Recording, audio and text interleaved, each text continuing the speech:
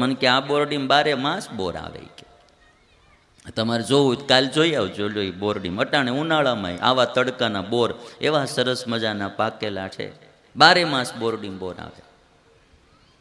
અને એ બોરડીમાં 12 માસ બોર આવે ને અમારા બાલાજી હનુમાનજી મહારાજ 12 કલાક નહીં 24 કલાક દર્શન આપે. લ્યો, બાલાજી હનુમાનજી મહારાજ છે ને હોવાનું આવે જ નહીં. રાતે 2 વાગ્યે જાઓ તો માણા દર્શન કરતા હોય. અમારે કોઠારી વાત કરતા એ કે રાતે 3 વાગ્યે તમે આવો ને તો 2-3 ભગત તો દર્શન કરતા જ હોય. કે તમે કે દાદા હુવે ક્યારે? એ કે અમે મચ્છરદાની નાખી દઈ, દાદા હોઈ જાય, ભક્તો દર્શન કર્યા કરે. એટલે એટલી બધી લોકોની લાઈન દર્શન માટે લાગે. એટલે આ બધા દેવો ખૂબ પ્રતાપી છે. અને ગુણાતીતાનંદ સ્વામીના શિષ્ય બાળમુકુંદ સ્વામી, કે બાળમુકુંદ સ્વામીએ હનુમાનજીની પ્રતિષ્ઠા રાજકોટમાં કરી એટલે એનું નામ બાલાજી હનુમાનજી પડ્યું. અને આજે સ્વામિનારાયણ સંપ્રદાયના ભક્તો એમને આખી રાજકોટની દરેક જનતા એ હનુમાનજીના દર્શન કરવા લાઈન લાગી હોય. એટલે આવા પ્રતાપી દેવો, આવી પ્રસાદીની વસ્તુ રાજકોટમાં છે. અને રાજકોટમાં આ બાલમુકુંદ સ્વામી આમ બેઠા હોય ને દર્શન કરો ને તો સિંહ જેવા સાધુ લાગે. આમણે બાલાજી હનુમાનજીની પ્રતિષ્ઠા કરેલી છે. અને એવું દૈવત મૂકેલું છે મૂર્તિમાં. હજારો માણસો ત્યાં જ ભગવાનના દર્શન કરવા, હનુમાનજીના દર્શન કરવા આવે. અને આ રાજકોટની ભૂમિમાં સ્વામિનારાયણ ભગવાને સર માલકમને શિક્ષાપત્રી આપી. અને આ શિક્ષાપત્રીનું ગૌરવ એ લોકોએ ખૂબ વધાર્યું. આજ બી એ બહુ સારી રીતે ઇંગ્લેન્ડમાં એનું જતન કરે. અને આ શિક્ષાપત્રી એટલા માટે મેં રાજકોટમાં સિલેક્ટ કરી કે સ્વામિનારાયણ ભગવાને કોઈને ભેટ દેવી હોય ને તો આપણે આમ સારી વસ્તુ હોય, દિલની વસ્તુ હોય, ભેટમાં દઈએ. સ્વામિનારાયણ ભગવાને સર માલકમને આ શિક્ષાપત્રી ભેટમાં આપી હતી. અને સર માલકમની ઈચ્છા એટલા માટે હતી મળવાની કે સ્વામિનારાયણ ભગવાન એ વખતે લોકોના વ્યસનો છોડાવી, દુરાચારો છોડાવી, માણસોને ધર્મના માર્ગે વાળતા. જે કામ રાજા નહોતા કરી શકતા એ કાર્ય સ્વામિનારાયણ ભગવાનને એના સાધુ કરતા. એટલે સર માલકમને ઈચ્છા હતી કે આ કોણ કે જે રાજાના કંટ્રોલમાં પ્રજા ન આવે, એ પ્રજાને સદમાર્ગે, ધર્મના માર્ગે સ્વામિનારાયણ ભગવાન વાળતા હતા. અને એટલા માટે આ શિક્ષાપત્રી અદ્ભુત ગ્રંથ છે. અને સર્વે જીવના હિત માટે લખાયેલો આ ગ્રંથ. ગઈકાલે આપણે શિક્ષાપત્રીનો 14મો શ્લોક જોયો. આજે ત્યાંથી જ પ્રારંભ કરીએ.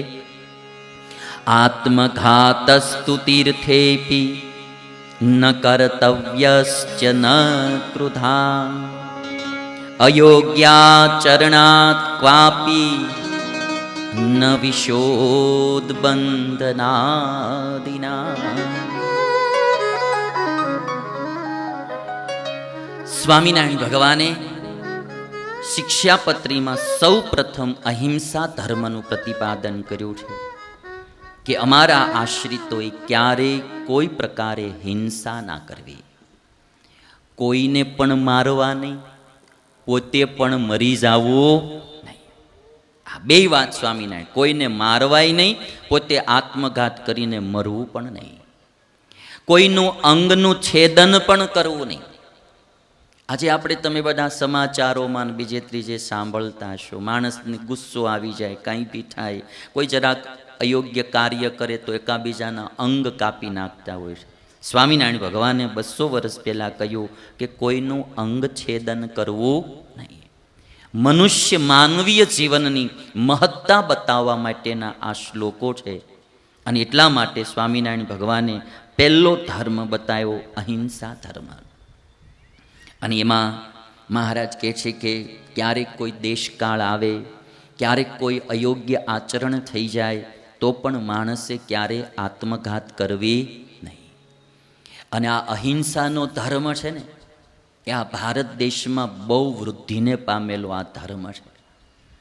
આજથી 2400-2500 વર્ષ પહેલાં, આમ 400-500 BC-માં બુદ્ધ ભગવાન થયા. અને એ બુદ્ધ ભગવાને અહિંસા ધર્મનું પ્રવર્તન કર્યું. બુદ્ધ ભગવાને બૌદ્ધ ધર્મનું પ્રવર્તન કર્યું અને આ ધર્મમાં અહિંસા ધર્મ ઉપર બહુ ભાર આપ્યો. અને એ જ સમકાલીન એક થયા મહાપુરુષ આ પૃથ્વી લોકમાં, એ મહાવીર સ્વામી, જેમણે જૈન ધર્મનું પ્રવર્તન કર્યું. અને અહિંસાની પરાકાષ્ઠા જો તમારે કોઈ ધર્મમાં જોવી હોય તો એ તમને જૈન ધર્મમાં જોવા મળે. બુદ્ધ ભગવાન ને મહાવીર સ્વામી, આ બંને મહાપુરુષોએ બહુ અહિંસા ધર્મનું પ્રતિપાદન કર્યું. જૈનો તમે આમ જુઓ તો આમ ઝીણા એવા જીવને પણ દુખવે નહીં. જીવ દયામાં જૈન ધર્મ અતિશય માને. એટલે આપણે આમ જોઈએ ને તો જૈન ધર્મમાં કોઈને હિંસા કરવી એને પોહાય જ નહીં. અહિંસા ધર્મ, એના ઉપર અતિ ભાર મૂકવામાં આવ્યો.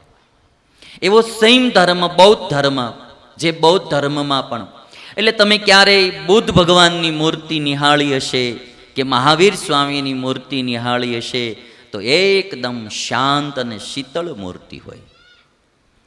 એ હિંસામાં તો માને નહીં, એના ફેસ ઉપર તમને ઉગ્રતા પણ ન દેખાય, સેજ પણ ક્રોધ ન દેખાય, ગુસ્સો ન દેખાય, એકદમ એના મુખારવિંદ સૌમ્ય દેખાય.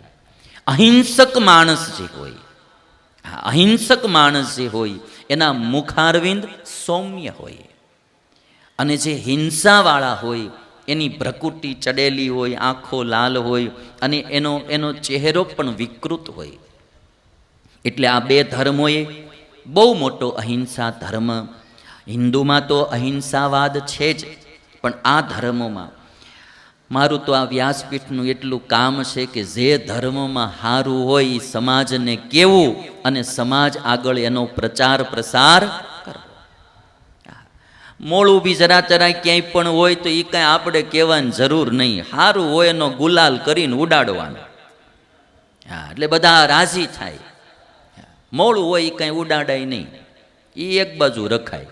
સારું હોય એ ઉડાડાય. ફ્રૂટ સારું હોય આમ સભામાં ઉડાડો, કોકને ખાવામાં કામમાં આવે. બગડી ગયેલા ચીકુના બોથા ભરી ભરીને જીકો, એ ખાવાના કામમાં આવે ને હમુકા બધાય બગડે. ચેપાઈ ગયેલા ને ચૂંદાઈ ગયેલા ચીકુ લઈ લઈને અહીંથી જીકું માથે, હવે એમાં અહીંયા તમારે કાંઈ ખાવાના કામમાં આવે ને હમુકા કપડાં બગડે ને વાસું આવે. સારું હોય એટલું ઉડાડાય.